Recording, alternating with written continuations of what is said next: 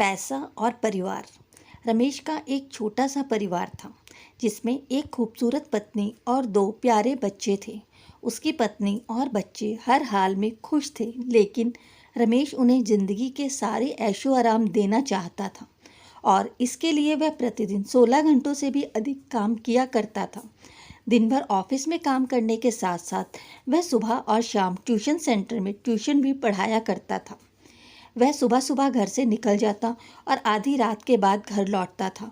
बच्चों के लिए उसका चेहरा देखना मुहाल था, क्योंकि सुबह सवेरे उसके घर से निकलते समय बच्चे सो रहे होते थे और देर रात घर में कदम रखने के पहले ही सो चुके होते हैं।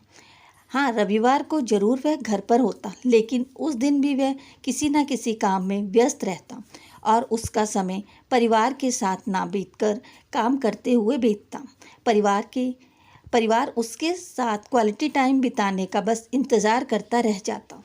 पत्नी अक्सर उससे कहा करती कि उसे घर में वक्त बिताना चाहिए, बच्चे उसे बहुत मिस करते हैं। उस वक्त वह यही जवाब देता कि ये सब मैं उनके लिए ही तो कर रहा हूँ। बढ़ते घरेलू खर्च और स्कूल खर्च के लिए मेरा ज़्यादा काम करना ज़रूरी है। मैं उन्हें एक अच्छी ज़िंदगी देना चाहता हूँ। रमेश की यह दिनचर्या वर्षों तक जारी रही। वह यूं ही परिवार को अनदेखा कर कड़ी मेहनत करता रहा। इसका प्रतिफल भी उसे मिला। उसे पदोन्नति प्राप्त हुई, आकर्षक वेतन मिलने लगा, परिवार अब बड़े घर में रहने लगा, खाने पीने और अन्य सुविधाओं की उन्हें कोई कमी न रह गई। लेकिन रमेश का यूं ही काम करना जारी रहा। वह अधिक से अधिक पैसे कमाने चाहता था। पत्नी पूछती कि आपके पैसों के पीछे क्यों भाग रहे हैं? हमारे पास जो कुछ है हम उसमें खुश रह सकते हैं। तो उसका जवाब होता कि मैं तुम्हें और बच्चों को दुनिया जहाँ की खुशियाँ देना चाहता हूँ। बस कुछ साल और मुझे मेहनत करने दो। पत्नी चुप हो जाती।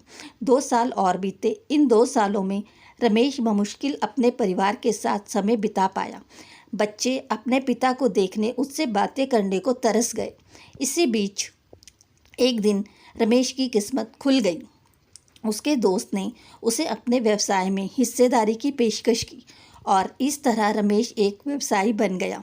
व्यवसाय अच्छा निकला और रमेश को पैसे की कोई कमी नहीं रह गई थी। उसका परिवार अब शहर के सबसे अमीर परिवारों में से एक था। उसके पास सभी सुख सुविधाएं और विलासिता थी, लेकिन अपने बच्चों से मिलने का समय उसके पास अब भी नहीं था। वह तो अब बमुश्किल घर रह पाता। उसका अधिकांश समय घर से दूर बिजनेस टूर में बीतता। साल गुजरने के साथ उसके बच्चे बड़े हो गए। अब वे किशोरावस्था में पहुंच गए थे।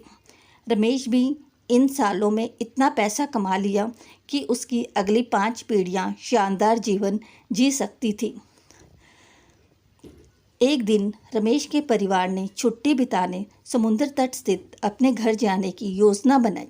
बेटी ने उससे पूछा, पापा क्या आप एक दिन हमारे साथ बिताएंगे? रमेश ने जवाब दिया, हाँ ज़रूर, कल तुम लोग जाओ, मैं कुछ काम निपटाकर 2 दिन में वहाँ पहुँचता हूँ।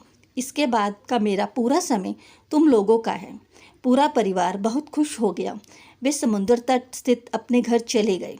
2 दिन बाद रमेश वहाँ पहुँचा, लेकिन उस समय उसके साथ समय बिताने कोई नहीं था। दुर्भाग्य से वे उसी दिन सुबह आई सुनामी में बह गए थे। रमेश अपनी पत्नी और बच्चों को कभी नहीं देख सकता था। करोड़ों की संपत्ति होने के बाद भी वह उनके साथ एक पल खरीद नहीं सकता। वह पछताने लगा। पत्नी के कई शब्द उसे याद आने लगे।